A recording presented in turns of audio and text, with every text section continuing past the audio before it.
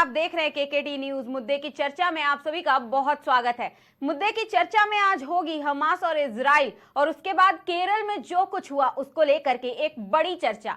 Hamas और Israel का युद्ध इतना विकराल रूप ले चुका है कि अब युद्ध की लपटें भारत तक आ पहुंची है। जी हां, आज हम बात करेंगे केरल के एर्नाकुलम में रविवार को हुए बम धमाके के बारे में, जहां पर देश को बांटने की राजनीति देशवासियों के जान के साथ खिलवाड़ करके की जा रही है। बता दें, रविवार को केरल के एक कन्वेंशन सेंटर में 3 धमाके हुए, जिसमें 2 लोगों की जान चली गई है, वहीं 52 लोग घायल बताए जा रहे हैं। बता दें, यह हमला उस दौरान हुआ जब कन्वेंशन सेंटर में हमास के सपोर्ट में प्रोटेस्ट किया जा रहा था। प्रोटेस्ट मुस्लिम समुदाय के लोगों द्वारा किया जा रहा था और जब यह हमला हुआ तब केरल के सीएम पिनरई विजयन दिल्ली में हमास के सपोर्ट में धरने पर बैठे हुए थे। इसका साफ मतलब यही है कि सीएम को अपने प्रदेश की नहीं बल्कि विदेश में क्या चल रहा है इस बात की ज्यादा चिंता है और सीएम को मुस्लिम वोटर्स को लुभाने के लिए कुछ भी करना पड़े तो करेंगे। सवाल यह है कि जब यूनाइटेड नेशन द्वारा युद्ध को रोकने का प्रस्ताव पारित किया जा चुका है, जिसमें उसे भारत सहित कुल 45 देशों ने वोट नहीं किया है, जब भारत दुनिया के सामने भी इस मामले से दूरी बना रहा है और फिलिस्तीन और इजराइल दोनों के ही साथ नजर आ रहा है, तो इस मुद्दे पर हमारे देश का एक बड़ा तबका अलग क्यों भाग रहा है और राजनीतिक पार्टियां जैसे कि कांग्रेस के शशि थरूर, आम आदमी पार्टी, क्योंकि दिल्ली में केरल के सीएम हमास के समर्थन में प्रोटेस्ट कर रहे थे, और ओवैसी साहब की एआईएम क्योंकि हमास जैसे आतंकी का समर्थन कर रही है, जबकि उन्हें अपने देश के फैसले का साथ देना चाहिए। सवाल यह है कि क्या आप लोग देश के ऊपर हैं? राजनीति देश की रक्षा और लोगों की रक्षा से ऊपर है।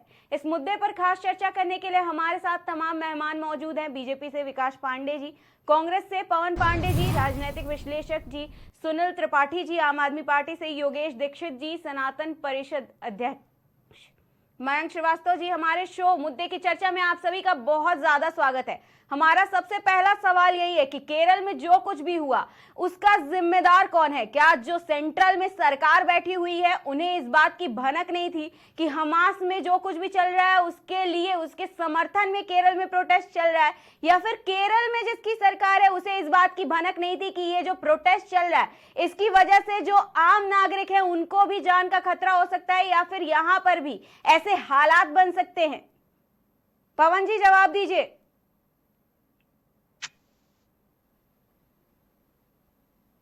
मैडम क्वेश्चन रिपीट करो। जी पवन जी, हमारा सवाल ये है कि क्या आप लोगों में से किसी को भी इस बात की भनक नहीं थी कि हमास में जो कुछ भी हो रहा है उसके समर्थन में अगर केरल में प्रोटेस्ट हो रहा है तो यहाँ पर भी इस तरह के हालात बन सकते हैं, लोगों की जान पर आ सकती है? क्या सेंट्रल गवर्नमेंट की या फिर जो स्टेट गवर्नमेंट है उनकी क्या जिम्मेदारी थी ये प्रोटेस्ट को रोकने के लिए और जो कुछ भी हो रहा है उसको रोकने के लिए? भारतीय के प्रधानमंत्री, मेरे समझ में नहीं आता ये क्या कर क्या रहा है, देश में क्या हो रहा है क्या नहीं हो रहा है। इनको पूरी इंटेलिजेंस इनकी फेल हो गई है।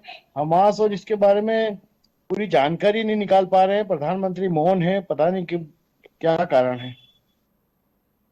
लेकिन सबसे बड़ा सवाल तो हमारे ये है ना, विकास जी जवाब दीजिए। सबसे बड़ा सवाल ये है कि अगर ये इंटरनेशनल मुद्दा है तो उसमें केरल में क्यों ये चीज को लेकर के धरने पर बैठे हुए थे लोग? प्रोटेस्ट कर रहे हैं लोग, लगातार प्रोटेस्ट कर रहे हैं। एक समुदाय जो है वो अलग हटके आया है, वो प्रोटेस्ट कर रहा है।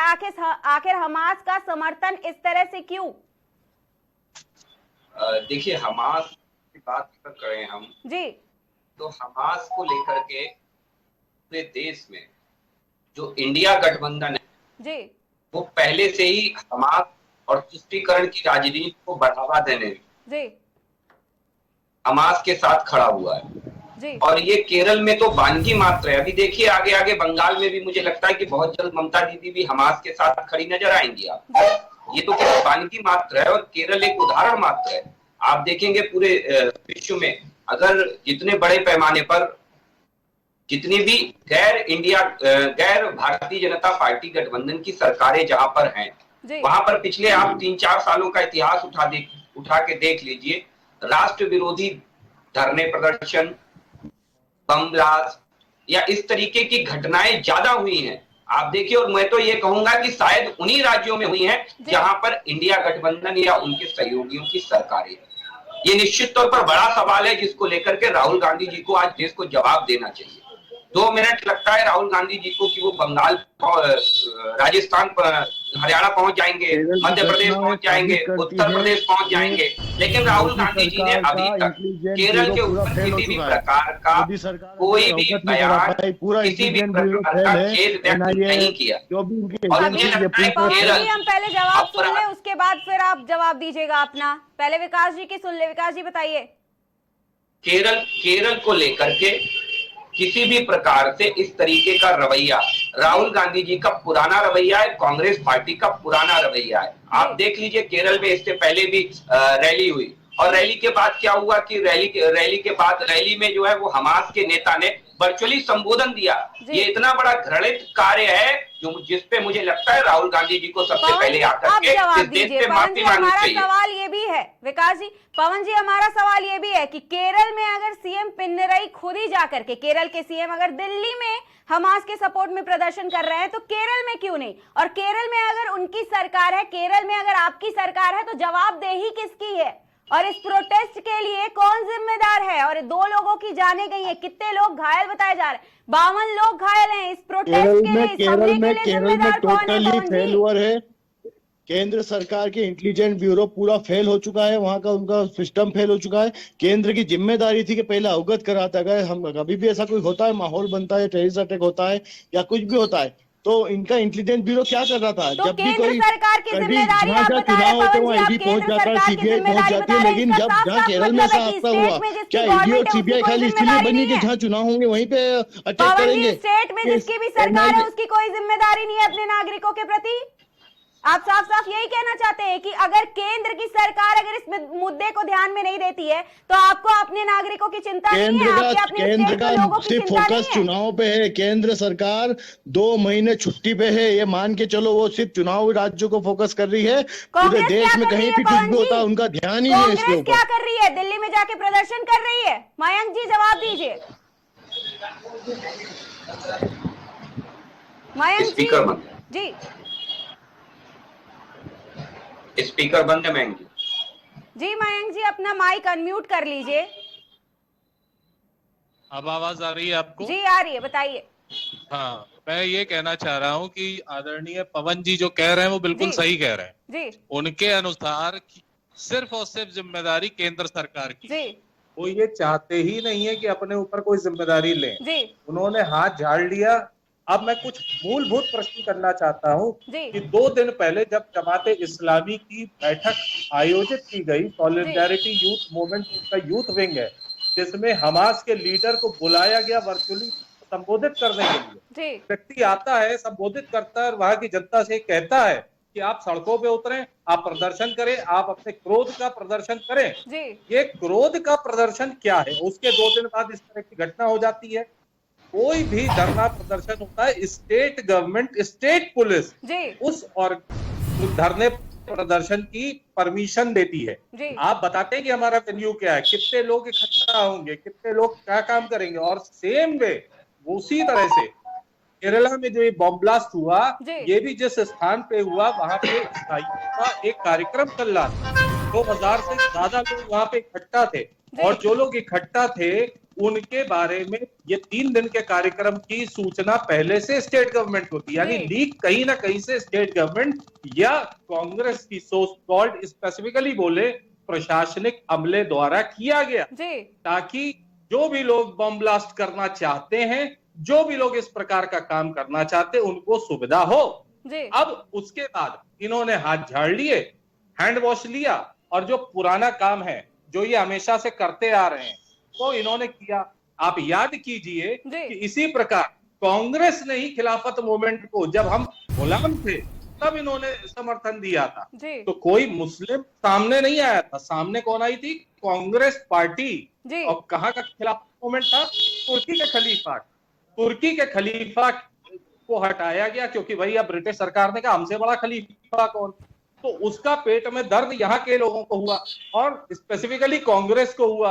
और आज जब यहाँ पे हमास में कांड हो रहा है तो यहाँ पे इन्होंने क्या किया, यहाँ पे उठा करके यहाँ पे एक कांड कर दिया।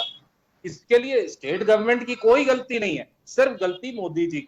आप सारे जवाब काम दीजिए मोदी पवन जी जी, करेंगे, ये लोग टांग पे टांग धर के आराम करेंगे। आप जवाब दीजिए पवन जी, मयंक जी के सवालों का जवाब दीजिए। हमारा सवाल भी सेम है, स्टेट गवर्नमेंट क्या कर रही थी? और अगर किसी भी जगह पर 2000 लोग इकट्ठा होते हैं या उससे कम भी होते हैं या अधिक होते हैं, तो पुलिस प्रशासन क्या कर रहा था? स्टेट गवर्नमेंट क्या कर रही थी? सेंट्रल गवर्नमेंट की जिम्मेदारी जो है वो तो है ही, लेकिन जो स्टेट गवर्नमेंट है वो उस वक्त पे क्या कर रही थी? जो मौजूदा सरकार थी वो क्या कर रही थी पवन जी?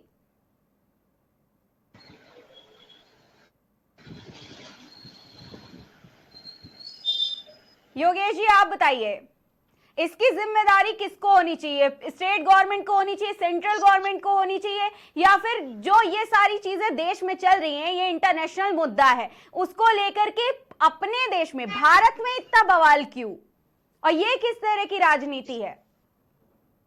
मैम, तो पहले जो ये घटना हुई है उसकी निंदा करते हैं, और जो सूचना है एक लोगों की उसमें डेथ हो चुकी है और बहुत सारे लोग उसमें सीरियस हैं जी। सोचने का विषय ये है कि केंद्र सरकार आज के दौर में अभी उसमें जिसने जिम्मेदारी ली है, जिस व्यक्ति ने कहा है कि मैंने ये हमला किया है जी, इससे पहले अगर आप कुछ दिन पहले और कुछ सालों पहले की अगर आप घटना देखें, चाहे उरी की घटना हो, उन घटनाओं में आज तक केवल जांच चल रही है। केंद्र सरकार ने आज तक किसी व्यक्ति को उसमें पकड़ा तक नहीं है। बहुत सारे लोग उसमें, हमारे जवान शहीद हुए थे। यहाँ लगभग 2000 लोग उस प्रार्थना स्थल पे मौजूद थे। यहाँ पे केंद्र सरकार का पूरी तरीके से एक फेल्योर है। आप देखिए कि आज के दौरान पूरे देश में अगर आप देखेंगे जी, जो अभी एक बीजेपी के प्रवक्ता महोदय कह रहे हैं जी, जहां जहां इंडिया गठबंधन की सरकार है वहां वहां ईडी और सीबीआई सूंघते हुए, जैसे आपने अक्सर देखा होगा कि खोजी कुत्ते और खोजी पत्रकार वगैरह रखे जाते हैं, ठीक उसी तरीके के लोग वहां राज्यों में पहुंच रहे हैं। और इतनी बड़ी जगह एक घटना हो जाती है और जिस घटना के बारे में किसी को पता नहीं चलता, और ये घटना किस समय हुई है इस बात को समझना पड़ेगा। ये घटना हुई है जब देश एक चुनाव में आ रहा है और वो लोकसभा चुनाव में आ रहा है, और इस वाले मुद्दे को जिस तरीके से अभी दिखाया जाएगा वो एक तरीके से सांप्रदायिक मुद्दा बना के पूरे देश में इस बात को दिखाने की कोशिश की जाएगी कि इंडिया गठबंधन की जगह पे ऐसा हुआ है। मैं ये कहता हूं कि अगर ये सरकार अपने आप को बेहतर मानती है, केंद्र सरकार बेहतर मानती है, ये मुद्दा किसी एक राज्य का नहीं है, ये मुद्दा पूरे देश का है। हमास जिसकी आप चर्चा कर रहे हैं, हमास और इजराइल के बीच में चल रहा युद्ध वो इंटरनेशनल मुद्दा आज के दौर पे हो चुका है। अगर जानकारी हो बीजेपी प्रवक्ता महोदय को, योगेश जी हम आपको रोकना चाहेंगे यहाँ पर। समर्थन तो कांग्रेस कर रही है ना, समर्थन तो ओवैसी कर रहे हैं। दिल्ली में धरना हो रहा है, केरल में धरने हो रहा है, केरल में प्रोटेस्ट हो रहा है, केरल में जान जा रही है, केरल में धमाके हो रहे हैं, तो क्या आप लोग की कोई जिम्मेदारी नहीं है? अगर दिल्ली में प्रोटेस्ट हो रहा है तो आपकी कोई जिम्मेदारी नहीं है? सेंट्रल गवर्नमेंट की नाकामी तो दिख रही है, लेकिन स्टेट गवर्नमेंट क्या कर रहा है? हमास का नेता आके केरल में आके भाषण दे जाता है और ये समझ में नहीं आता केंद्र सरकार कर क्या रही है। आपने जितनी भी बातें गिनाई, आपने ईडी बता दिया, सीबीआई बता दिया, सब कुछ बता दिया, लेकिन जो मुद्दा है, मेन मुद्दा, 2 लोग की जान गई, 52 लोग घायल है, प्रोटेस्ट क्यों हुआ, ये एक इंटरनेशनल मुद्दा है। स्टेट गवर्नमेंट क्या कर रही थी इस टाइम पर? विकास जी जवाब दीजिए। आप फिर से भटक गए योगेश जी। मत, आपको ईडी याद आती है, देश में बम ब्लास्ट होते हैं और आपको ईडी याद आती है। देश अपनी नाकामियों को छुपाने के लिए ईडी का सहारा लेने लगे। अब ईडी का सहारा लेने लगे। दुनिया में सबसे बड़े घोटालेबाजों की पार्टी है कांग्रेस पार्टी, और जब घोटाले आज उजागर होते हैं तो ईडी याद आ रही है। विकास जी एक सेकेंड। योगेश जी, अगर आपके घर में कुछ होता है और आपके घर में 4 लोग मौजूद है, जिसमें से एक होगा जो आपके घर का हेड होगा और दूसरा जो होगा वो आपके घर का अपर हेड होगा, तो अपर हेड अगर दिल्ली में मौजूद है तो वो पहले आएगा या फिर आपके घर का हेड पहले आएगा समस्या को समाधान करने के लिए? बड़ी जिम्मेदारी के साथ स्टेट गवर्नमेंट को क्यों बिठाया जाता है योगेश जी? स्टेट गवर्नमेंट को क्यों बिठाया जाता है? क्या हर चीज के लिए सेंट्रल गवर्नमेंट पहले देखेगी? आपके शहर में क्या हो रहा है कौन देखेगा? स्टेट गवर्नमेंट देखेगी, पुलिस प्रशासन देखेगी ना पहले। दी जाएगी। जो व्यक्ति पकड़ा गया है, जो इस बात की जिम्मेदारी ले रहा है, उसको मौत की सजा कब दी जाएगी? आप विकास जी जवाब दीजिए। सजा कब दी जाएगी और आप उस बात में डिबेट करेंगे? आप मैं बता दे रहा हूँ। बीजेपी के प्रवक्ता महोदय को उस दिन बुलाएंगे। जी विकास जी बताइए। मैं बड़े जिम्मेदारी से एक बात आपको बता दूं। कांग्रेस सर सुनिए, आप लोग अपना पैड़ा झाड़ देते हैं डरिए मत भाई। पहले कांग्रेस के लोग सवाल करके डर बहुत जल्दी जाते हैं, तो डरिए मत, सुन भी लीजिए, मेरा आग्रह है आपसे, सुन लीजिए। मुझे लग रहा है कि कांग्रेस पार्टी को पहले ये अपने राहुल गांधी जी से भी एक बार सवाल ये कर लेना चाहिए कि जब वहां पर ये सभा होती है जमाते इस्लामी के यूथ विंग की, तो वहां पर बुलडोजर के बाइकॉट की बात क्यों आती है? हिंदुत्व के एजेंडे पर चोट करने की बात क्यों आती है? आखिर हिंदुत्व कहां से आ गया है हमास और इजराइल की लड़ाई के बीच में? मुझे लगता है राहुल गांधी और कांग्रेस के प्रवक्ता को बता देना चाहिए। पूरे सोशल मीडिया पर इस बात के वीडियो ट्रेंड कर रहे हैं, आप देख लीजिए, वहां पर हिंदुत्व को उखाड़ने की बात कर रहे हैं। कहां जमाते, कहां हमास, कहां इजराइल और कहां हिंदुत्व?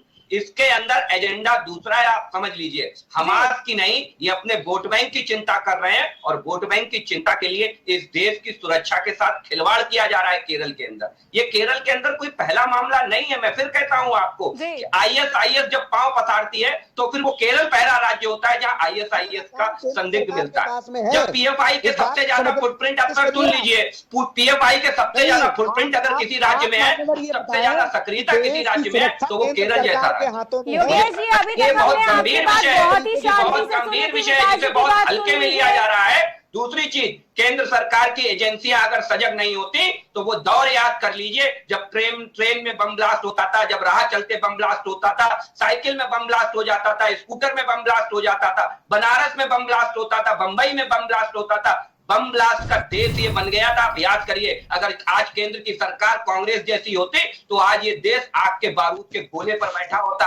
धैर्य मनाइए कि माननीय मोदी जी की सरकार है जो ये देश इतने वैश्विक परिस्थितियों में भी शांत है और सरल है। जो बशर्ते केरल जैसे राज्य और इंडिया जैसे INDI जैसे पवित्र नाम के पीछे बैठे हुई कुछ घिनौनी ताकतें इस देश के साथ खिलवाड़ करने पर उतारू है, इस देश की अस्मिता और अखंडता पर चोट करने पर उतारू है। क्यों? क्योंकि उनके काले काले कारनामे अब ईडी उजागर कर रही है, तो इनसे कैसे ध्यान भटकाया जाए, कैसे लोगों को भ्रमित किया जाए, ये उसका भी एक प्रमाण मात्र है। प्रकाश जी, भाजपा के लोग सवाल उठा रहे हैं, लेकिन सबसे बड़ा सवाल ये है कि जब 27 तारीख को ये प्रोटेस्ट पहली बार हुआ तब क्या कर रही थी भाजपा, तब क्या कर रही थी सेंट्रल गवर्नमेंट, और तब क्यों नहीं इस मुद्दे को ध्यान में रखा गया? जब हमासी संगठन के अध्यक्ष को जोड़ा गया भाषण देने के लिए, उन्होंने भाषण दिया, उसके बाद विरोध प्रदर्शन करने को कहा, अपना विरोध जताने को कहा, तब क्या कर रही थी सेंट्रल गवर्नमेंट और तब स्टेट गवर्नमेंट क्या कर रही थी? इतनी बड़ी जो घटना है उसको होने ही क्यों दिया? राज्य अपने में एक संघीय शक्ति का एक बड़ा केंद्र होता है। मैं बता दे रहा हूं आपको, केंद्र सरकार केंद्र शासित प्रदेशों में तो बगैर राज्य की सहमति से सीधे दखल दे सकती है, मगर राज्यों जो स्वतंत्र राज्य हैं उनकी शक्तियों में केंद्र सरकार सीधे दखल नहीं दे सकती है। दूसरी बात, जो आंतरिक सुरक्षा है वो राज्य का पहला विषय है, ना कि ये सीमाओं की सुरक्षा की बात है। जब सीमाओं की सुरक्षा की बात होती है तो केंद्र सरकार जिम्मेदार होती है। राज्य के अंदर का विषय विशुद्ध रूप से राज्य सरकार की ही पहली प्राथमिकता में आता है। और मुझे लगता है कि जब जिस राज्य का मुखिया इस तरीके का हो कि वो हमास के समर्थन में प्रोटेस्ट में बिजी हो, उसे अपने राज्य से कोई लेना देना ना हो, तो वो राज्य भगवान भरोसे हो गया है। जांच के लिए पहुंच जाती है। पवन जी जवाब दीजिए। ब्लेम करते, पूरी दमदाई से ब्लेम करते, राज्य सरकार को दोषी ठहरा देते, इस्तीफा मांग लेते, केरल की सरकार को छोड़ना पड़ता, इतना प्रेशर पॉलिटिक्स करते हैं। लेकिन अभी केरल में चुनाव नहीं है, इसलिए केंद्र सरकार को उधर कोई ध्यान नहीं है और केंद्र सरकार का सूचना तंत्र फेल हो चुका है।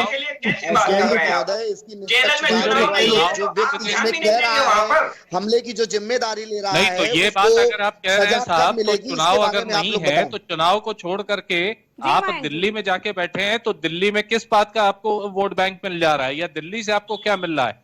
दूसरी बात, जब आपके यहाँ से परमिशन नहीं मिलती। अभी आपने प्रश्न किया था कि साहब इंटेलिजेंस एजेंसीज क्या कर रही थी और फांसी कब दी जाएगी, तो साहब या तो आप लिखित ये दीजिए कि हमारे यहाँ की जो सेशन कोर्ट है, हाई कोर्ट है, उसकी प्रक्रिया से उसको ना गुजारा जाए, सीधे सीधे यहाँ पे भी वही काम किया जाए जो आप शरिया के तहत करते हैं कि पकड़ो और हाथ काटो। जो एक संवैधानिक प्रक्रिया है, जो एक लीगल प्रोसेस है, उससे तो प्रोसेस किया जाएगा। दूसरी बात, जिस व्यक्ति का आप उल्लेख कर रहे हैं, मैं बड़े धैर्य से आपकी बात को सुन रहा था कि उसको पकड़ा गया, तो पहली बात तो मैं करेक्शन कर दूं, उसको पकड़ा नहीं गया, उसने सरेंडर किया।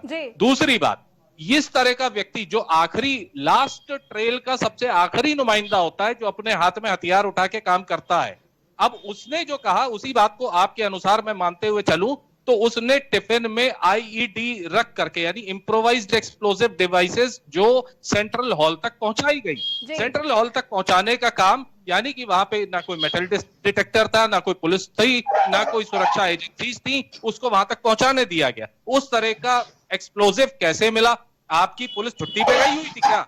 वहां पे अगर हर काम केंद्रीय एजेंसीज करेंगी, पैरामिलिट्री फोर्सेस करेंगी, सेना करेगी हमारी, तो मेरे ख्याल से आपका इतना बड़ा प्रशासनिक अमला है पुलिस का, आपको उन सबसे स्वैच्छिक त्याग पत्र ले लेना चाहिए। और यदि आप ये करने में सामर्थ्यवान हैं तो जाहिर सी बात है फिर कल से जो है आप केंद्र सरकार से दरखास्त करें। मेरे ख्याल से हमारी भाजपा के प्रवक्ता भी इसमें आपकी मदद करेंगे और वो आपको वहां पे जो है पूरी सुरक्षा की गारंटी दी जाएगी। अब जवाब दीजिए पवन जी, फिर स्टेट में सरकार की क्या जरूरत है, पुलिस प्रशासन की क्या जरूरत है? सेंट्रल गवर्नमेंट ही सब संभाल ले। इतना इनसे पूछना भारतीय जनता पार्टी के प्रवक्ता से, अगर आज केरल में चुनाव होते तो इतना बड़ा मुद्दा बन जाता, उसको फेल्योर बता देते। इनका सिस्टम क्या कर रहा था भाई? अगर इनका हाथ साथ हो रहा तो राज्य सरकार को बताते, राज्य सरकार कार्रवाई। सेंट्रल पे तो सवाल उठा रहे हैं आप, लेकिन स्टेट गवर्नमेंट क्या कर रही है? अभी अभी मैंने एग्जांपल दिया था, आपके घर में चोरी होती है तो पहले कौन देखेगा? आप देखेंगे ना कि बाहर वाले आएंगे दौड़ के देखने। देखा जाए भाई वो उनका काम कर रहे हैं, लेकिन भाई केंद्र क्या है? केंद्र भी तो इतनी बड़ी इशू उठा सकती है। आपके पास कहीं बैठे हुए, अगर आज वह केरल में चुनाव होते तो उनसे इस्तीफा मांग लेते। हिंदू मुस्लिम 50 तरह की भावना फैला देते, पता नहीं क्या क्या होता वहाँ। लेकिन आज वहाँ चुनाव नहीं, इस मुद्दे को दबाया जा रहा है। इंटेलिजेंस को पता हुआ तो क्या हुआ ना, आपका नेता आता है चला जाता है, सब सरेंडर कर रहा है। ये बताइए, जमाते इस्लामी के किसी को आपने अरेस्ट किया? आपकी स्टेट गवर्नमेंट ने कुछ किया? कोई एक आदमी बताइए जिसने यूथ विंग से किसी एक की अरेस्टिंग हुई हो? आप बताएं, मैं अपनी आप पूरा समर्थन देने को आपको रेडी हूँ। अब हमारा सवाल 27 तारीख को एक कार्यक्रम था ना, 27 तारीख से आपने एक भी अरेस्टिंग की केरला में? मयंक जी, एक सवाल हम सुनील त्रिपाठी जी से पूछ लेते हैं। जी सुनील जी, हमारा सवाल ये है कि केरल में जो है, जी आपकी आवाज आ रही है बिल्कुल, केरल में जो है कांग्रेस की सरकार है। अब ये जो इतनी बड़ी घटना घटित हुई है, इसके लिए जिम्मेदार किसको माने? सेंट्रल गवर्नमेंट को, जैसा कि आरोप लगाया जा रहा है, या स्टेट गवर्नमेंट को जिसकी सरकार मौजूद है? देखिए मैम जी, ये बहुत बड़ी दुखद घटना है और देश की सुरक्षा अस्मिता के लिए एक घंटी है जी। ये मेरा मानना है कि जो हमास का समर्थन कर रहे हैं इस देश में बैठे लोग जी, उनको सोच लेना चाहिए और इजराइल और फिलिस्तीन की धरती के बारे में सोचना चाहिए। आज वहां युद्ध जो हो रहा है, वहां के नागरिक भी मारे जा रहे हैं, सैनिक भी मारे जा रहे हैं। ईश्वर न करे कि दुनिया में इस तरह का माहौल पैदा हो। लेकिन जो केरल में घटना हुई है, मैं काफी दिन सुन रहा था, इसके लिए केंद्र सरकार क्या जिम्मेदारी बनती है? जिम्मेदार स्टेट गवर्नमेंट होती है, law and order state government की जिम्मेदारी होती है। मेरे विचार से हो सकता है कांग्रेस प्रवक्ता ज्यादा जानते हो, उसके बारे में मैंने कह सकता हूँ, लेकिन नैतिक जिम्मेदारी, सामाजिक जिम्मेदारी वहां के एडमिनिस्ट्रेशन की होती है, वहां के मुख्यमंत्री की होती है।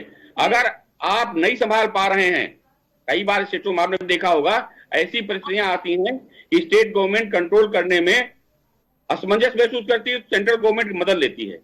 लेकिन यहाँ ये जो घटना हुई है, इसकी कितनी निंदा की जाए, कि बहुत कायरतापूर्ण घटना है। और अभी 2 दिन पहले आपने भी देखा, एक वर्ग विशेष के लिए हमास का आतंकवादी समर्थन कर रहा और कह रहा है, मैं कई हिंदू धर्म के बारे में कहा इस तरह से जी। तो ये हमारे भाईचारे को, हमारे स्नेह को, हमारी गंगा जमुनी सभ्यता को प्रभावित करने की एक साजिश है स्नेहा जी, वो सारी में, क्योंकि भारतीय जनता पार्टी कांग्रेस पे आरोप लगा रही है, कांग्रेस भारतीय जनता पार्टी पर आरोप लगा रही है जी। आरोप लगाने का विषय नहीं है, देश की सुरक्षा और अस्मिता का सवाल है। अगर देश में इसी तरह से आतंकवाद पनपता रहेगा जी, तो देश की अखंडता की रक्षा कौन करेगा? ये एक प्रश्न है।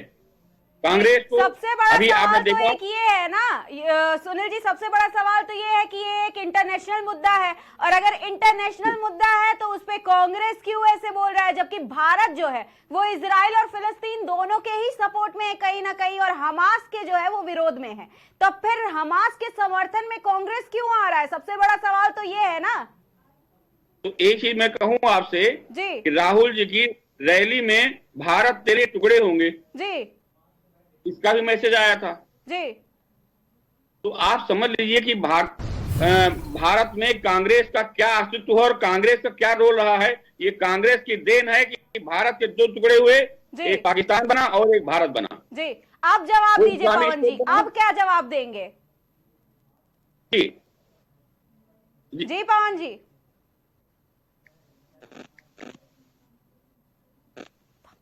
मैडम, कांग्रेस ने कब करा हमास का समर्थन? ये क्या बातें कर रहे हैं? कब का कांग्रेस ने हमास के समर्थन में? कांग्रेस का जो लोग मर रहे हैं, जो निर्दोष लोग हैं जी, भाई, आप हॉस्पिटल पे हमला कर रहे हो तो आप सभी पूरा अंतरराष्ट्रीय विरोध कर रहे हैं। कांग्रेस ने कब का समर्थन की बात? कोई एक नेता ऐसा बताइए जिसने समर्थन की बात करी हो। शशि थरूर कर रहे हैं, पवन जी सामने से मैं एक बात आकर के कर पूछना रहे हैं। चाहूंगा। पवन जी, आपने नहीं सुना क्या? शशि आपने थरूर नहीं देखा पर्सनल क्या? उनका मैटर वो हो तो सकता है। आर्मी शशि जाने थरूर वाले थे, उनका नाम हटा दिया गया। वो केरल में प्रोटेस्ट में शामिल होने वाले थे। तो बताइए आप, पवन जी आपने या नाम नहीं किसको देखा करनी क्या? है? पवन जी आपने ये नहीं सुना था? आपने नहीं देखा? शशि थरूर आज भी जाने वाले थे और उनका नाम हटा दिया गया प्रोटेस्ट में कांग्रेस शामिल होने के लिए। अथॉराइज पर्सन नहीं है 27 को भी शशि गए थे। थरूर। पवन जी आपने नहीं देखा? 27 को भी गए थे। कांग्रेस के ही नेता है मेरे ख्याल से। अच्छा हो जाए तो कांग्रेस का है, बुरा हो विकास जी तो जवाब कांग्रेस नहीं दीजिए। है। इस बारे में मुझे जानकारी नहीं है। विकास हाँ, जी मेरा जवाब दीजिए। ऑफिशियल शशि थरूर का बयान, मैं ऑफिशियल बयान नहीं मानता हूँ, कांग्रेस का बयान। आप अपने तो नेता को शशि ही थरूर ऑफिशियल नहीं कांग्रेस में कुछ मानते। नहीं हो। विकास जी जवाब दीजिए।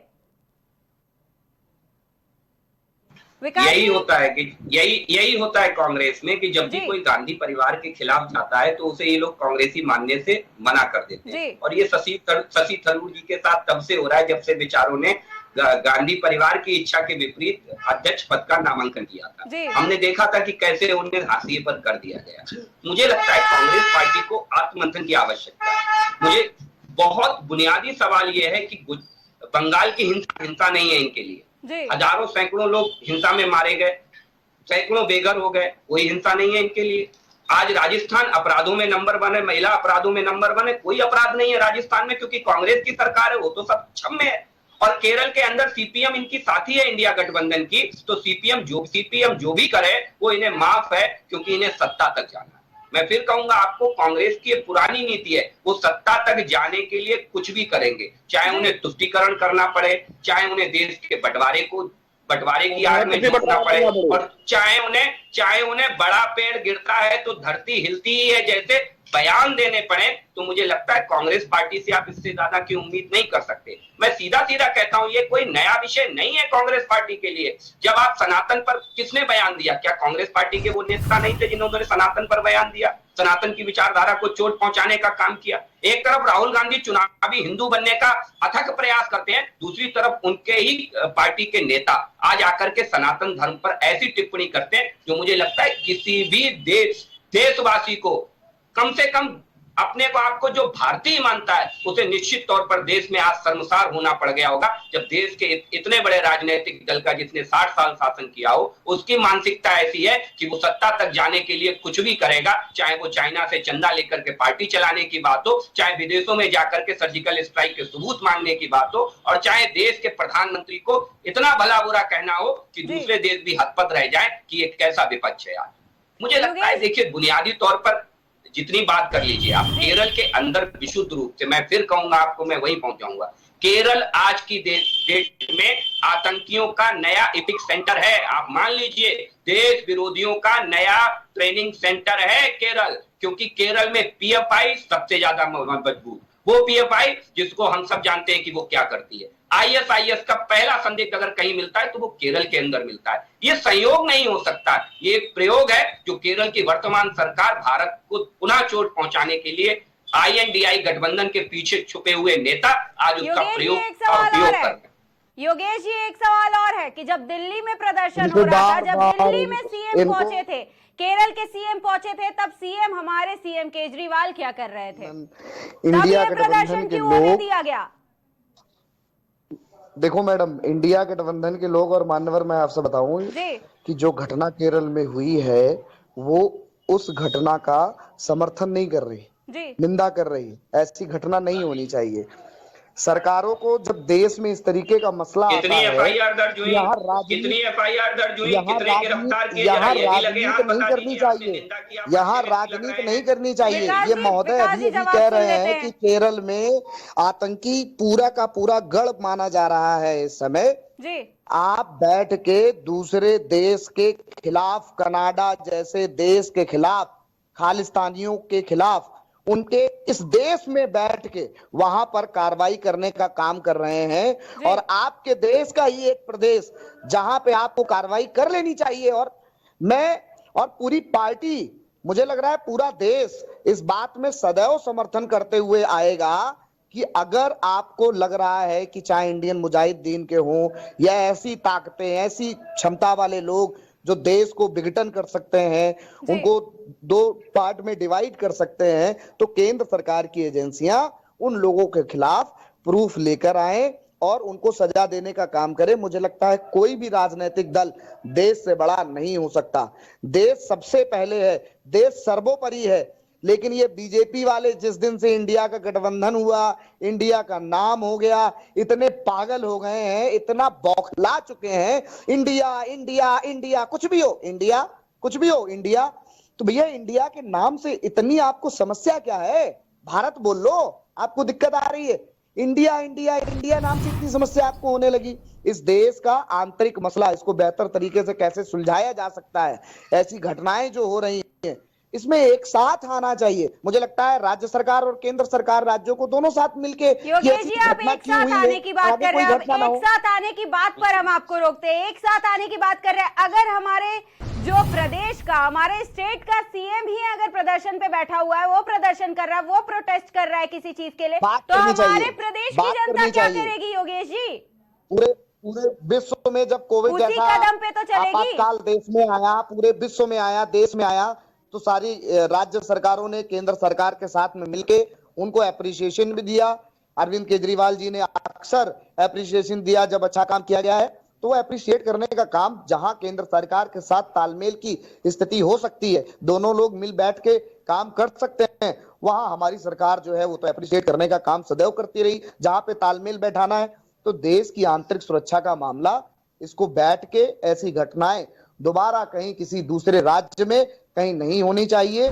जब घटना हो जाती है तब हाई अलर्ट पे देश चला जाता है, अलग अलग राज्य हाई अलर्ट पे चले जाते हैं। तो मुझे लगता है एजेंसियों को पहले ही ऐसी व्यवस्था में रहना चाहिए, क्योंकि बहुत सारे पश्चिमी देशों में इस समय देख रहे हैं कि लगातार वो देश आपस में लड़ रहे हैं।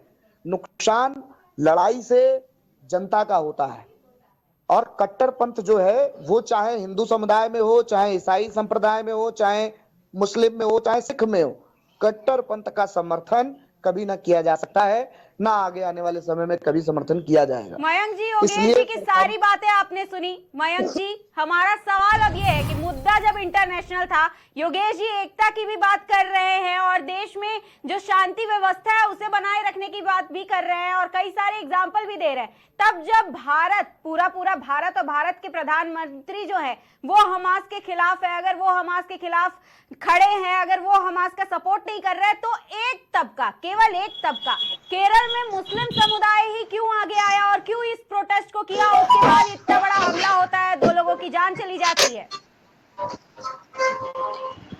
जी देखिए, योगेश जी ने बहुत ही मीठे अंदाज में बहुत गहरी बात कही और इसकी गहराई तक मैं आपको लेके चलता हूँ जी। देखिए, इन्होंने कट्टरपंथ की बात उठाई। कट्टरपंथ गलत है, मैं भी कहता हूं कट्टरपंथ गलत है, लेकिन पहले ये बात दिमाग में बैठा लें कि भारत में हिंदू या विश्व में हिंदू कभी भी कट्टरपंथी नहीं हो सकता है। नंबर एक बात, क्यों नहीं हो सकता है इसका उदाहरण दे देता हूं।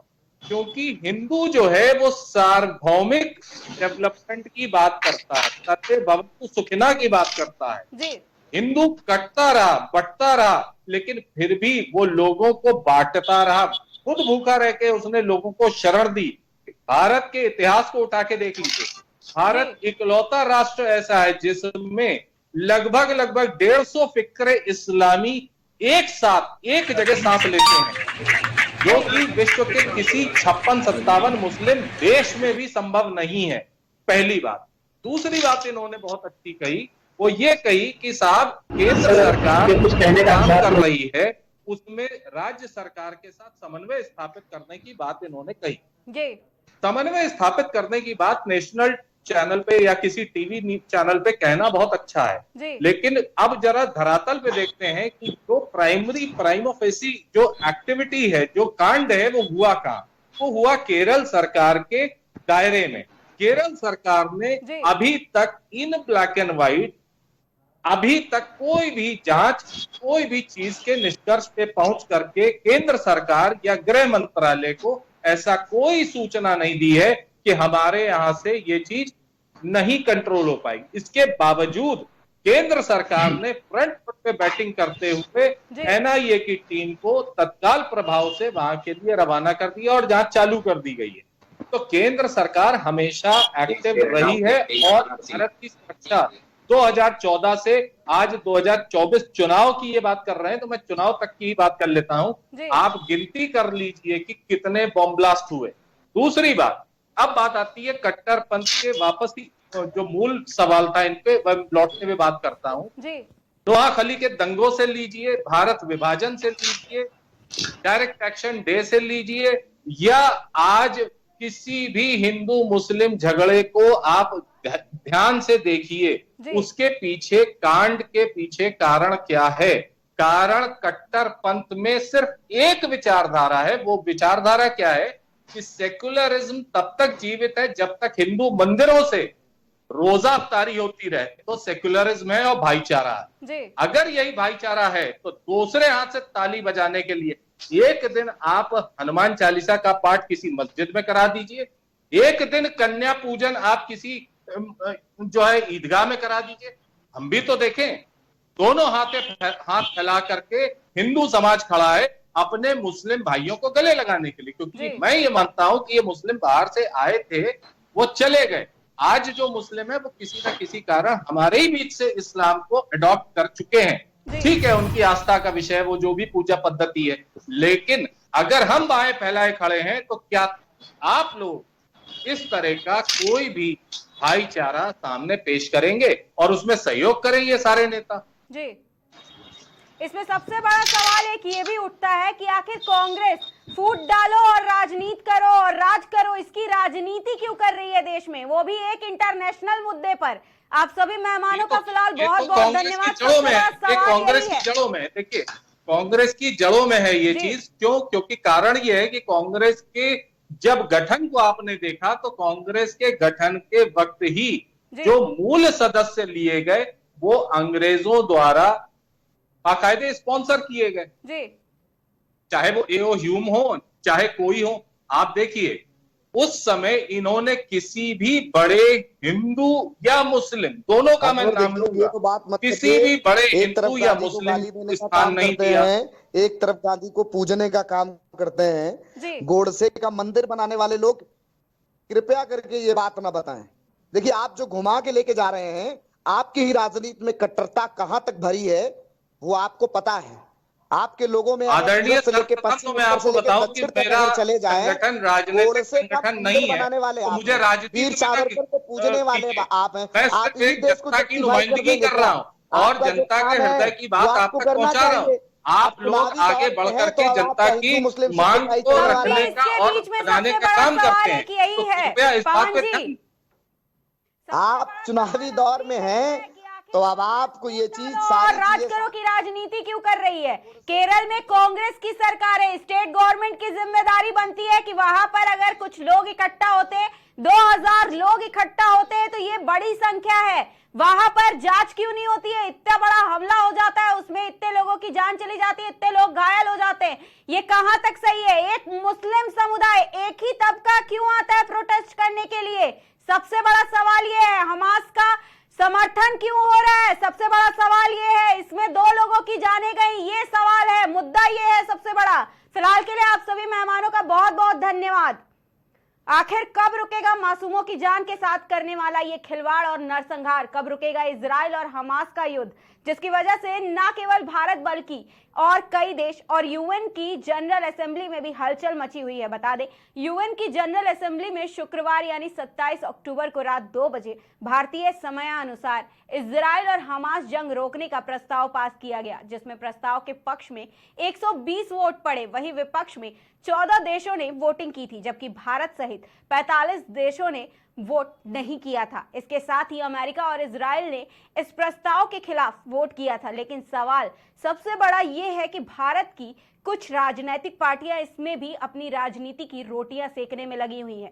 उन्हें ये समझने की जरूरत है कि भारत में रहकर भारत के फैसले से हटकर अलग काम करना पूरे देश की एकता में नाकामी दिखाता है और भारत की एकता पर सवाल उठाता है। बता दें, हमास और इजराइल के इस युद्ध में अब तक 8700 से ज्यादा लोगों की जानें जा चुकी हैं और ये जंग ना जाने कहां तक लेकर जाने वाला है। एक महिला की सुबह मौत हो गई थी और उसके अलावा 52 लोग घायल बताए जा रहे हैं। वहीं 2 लोग जो हैं उनकी मौत हो गई है केरल में हुए घटना की वजह से। ऐसी ही तमाम जानकारी के लिए देखते रहिए केकेडी न्यूज। हम आपसे फिर मिलेंगे। फिलहाल के लिए नमस्कार।